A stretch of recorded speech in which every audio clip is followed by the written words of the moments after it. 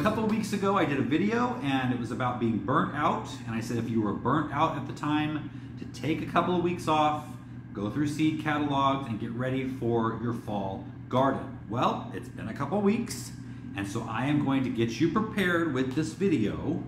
And yeah, we're indoors. We're starting our seeds indoors for fall. Now, why would we be doing that when it's plenty warm outside? Well, that's the problem. Cool season plants are looking for cool season temperatures in order to germinate. And in most places right now, it is way too hot outside for those seeds to germinate. So you're gonna plant them, stick them outside in the hot weather, and they're gonna sit there until it cools off, which may or may not give you enough time to get a harvest out of them before the really cold weather hits. So in that video, which I linked below, I was talking about frost dates and everything. I'm not gonna get into that on this one because we've already done that, but I will link it below so you can check it out. So I'm gonna go through my setup real quick, and then I'm gonna go through the different varieties of vegetables that I'm gonna be growing for fall and winter.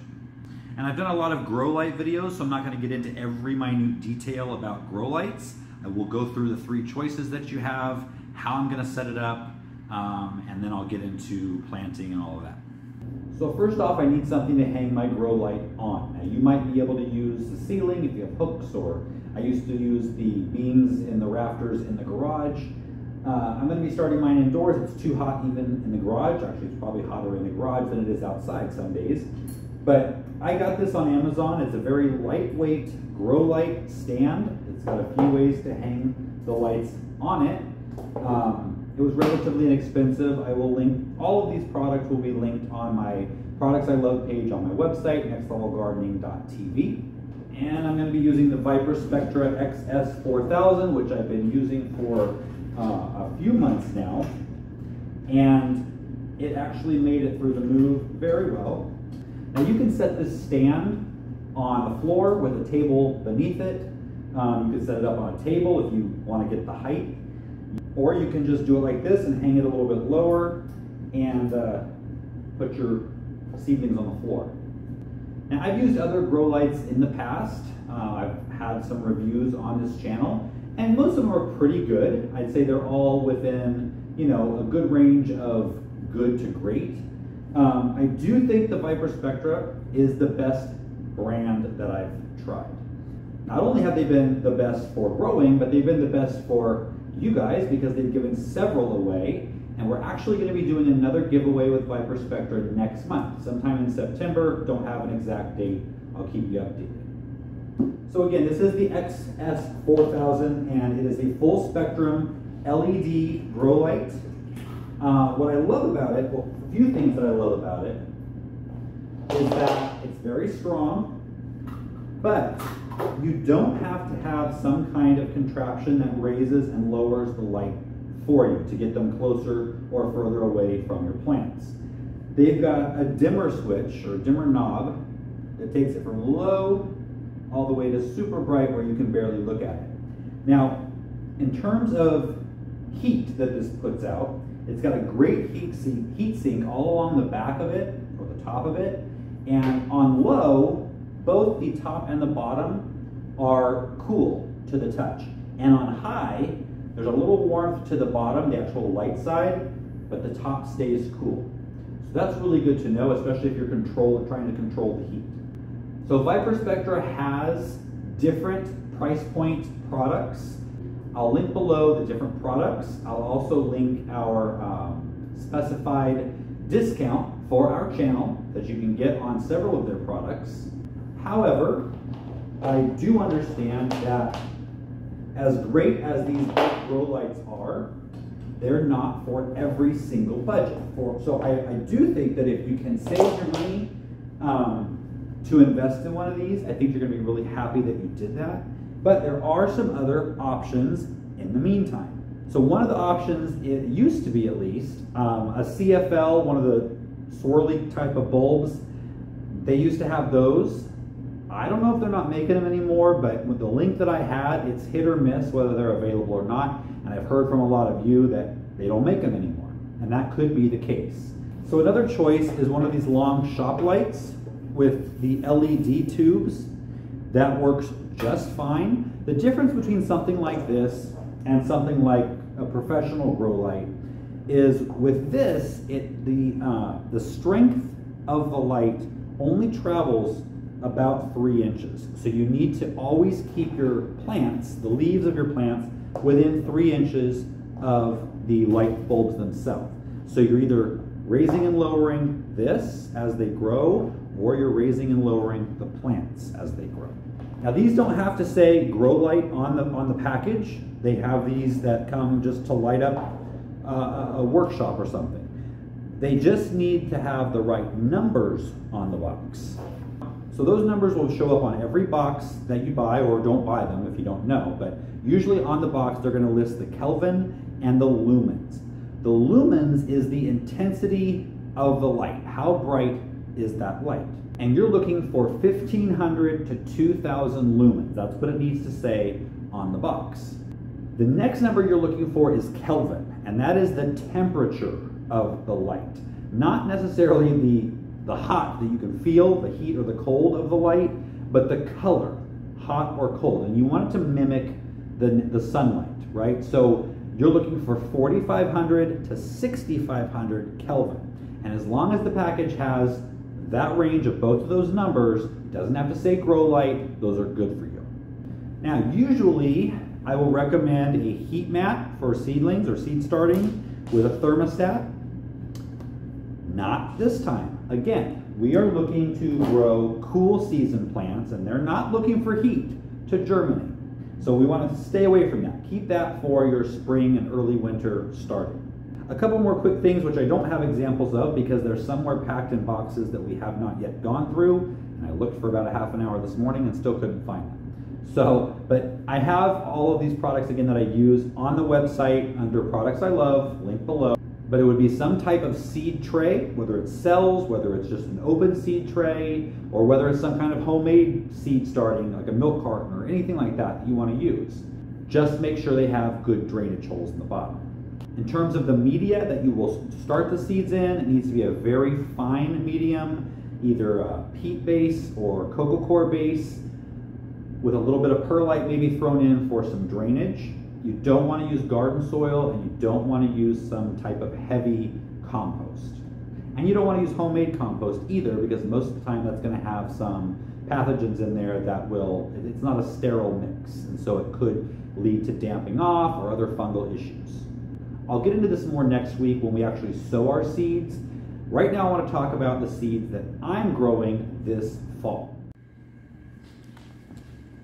Okay, so I'm gonna go through my order. I use Baker Creek this time. I use them most times because I feel that they have a huge selection. They're organic, free shipping, everything you want in a seed company. I also use True Leaf. I use Johnny's Seeds.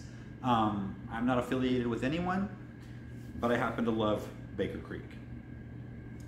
So I'm just gonna go through what I'm gonna be growing, and if you guys have grown any of these, or if you want to grow them, let me know that. If you've grown them, let me know how they did for you. So the first thing I'm going to be growing is lots of cabbage, because I want to make lots and lots of sauerkraut to store. And I chose the flat Dutch cabbage. It just looked big, it looked nice, it got good reviews. So if you've grown it, let me know. Another cabbage I'm growing is Hilton Chinese cabbage. I love Chinese chicken salads, and I think that the Chinese cabbage works really great rather than something like iceberg lettuce, which I might mix a little bit of that in too, but the Chinese cabbage really works well. A great cool season crop that withstands really heavy frosts are carrots, and I'm going to be growing the Kuroda carrot. They're a short carrot, a fat short carrot. It says on the website they're one of the sweetest there is, and so that's what I'm looking for in a carrot is sweetness. It also says they're really tough, so they can actually power through your soil. They can break up heavy soil, so you plant a little seed. It doesn't take much to get those in the ground, right?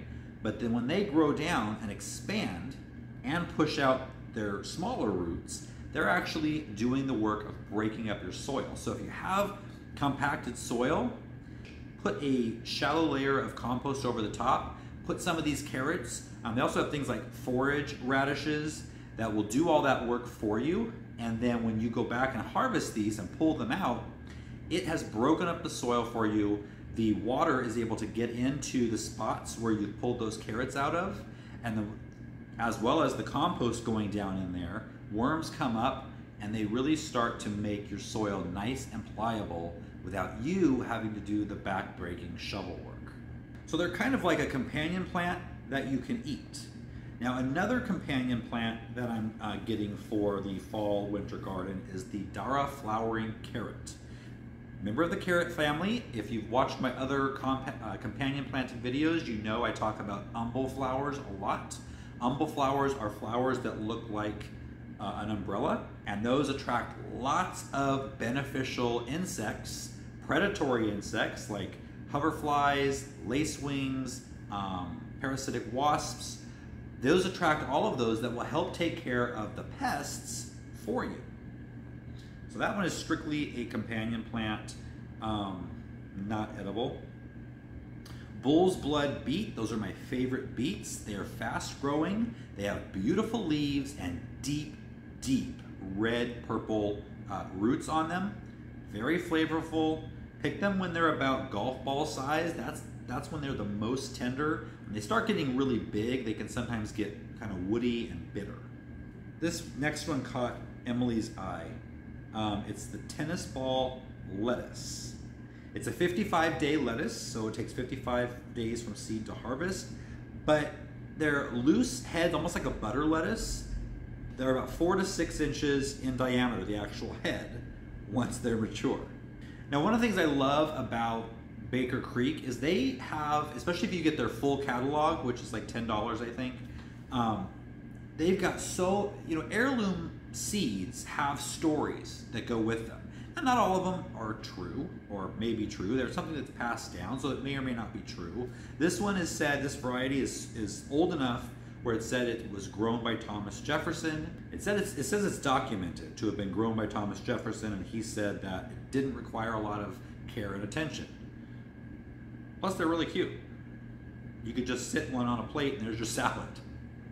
One of the best things about fall and winter in mild climates is it's time to grow greens, lettuces, that we cannot grow in the summer because they just don't take the heat.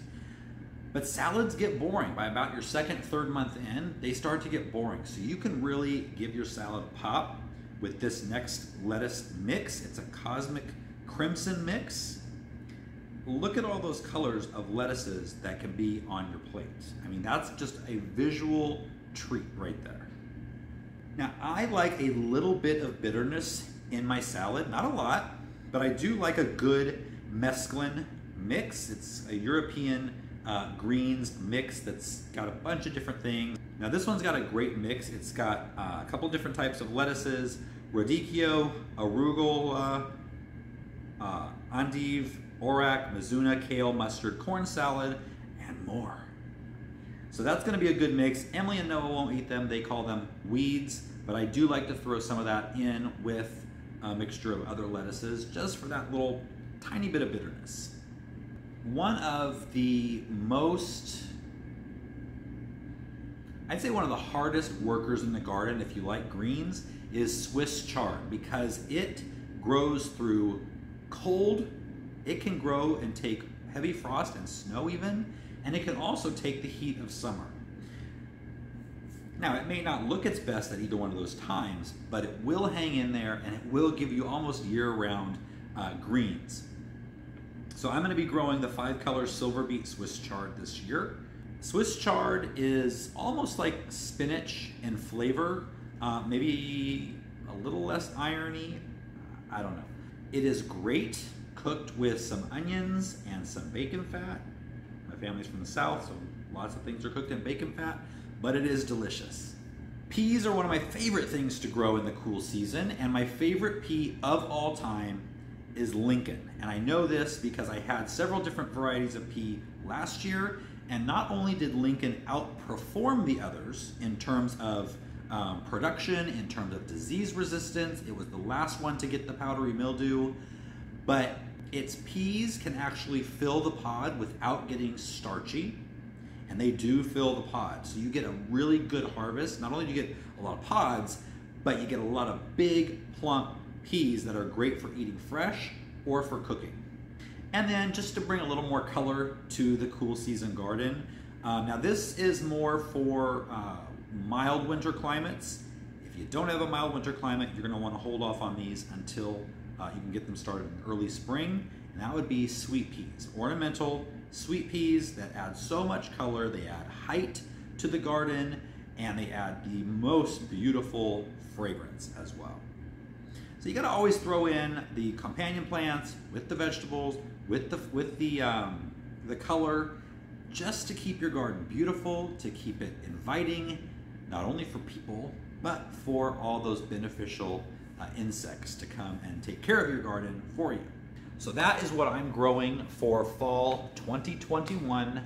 I'm going to be getting my beds ready pretty soon. I don't have any beds yet. They have to be made. I'll be taking you along on that journey on my other channel, the second channel, Next Level Homestead. I'll have a link down to that below, and if you guys haven't subscribed, definitely head on over there. It's gonna be a lot more variety of things we're gonna be doing on that channel, including diving a little bit deeper into some of the things we cover a little more basically on this channel. Again, let me know what you guys are growing this fall, and if you are excited to get your fall winter garden started, and if you had a little bit of a vacation and you're kind of over the summer plants, they're done, rip them out, get things ready. I'll be going through all of that in future videos in this fall garden series, and I will see you guys next time.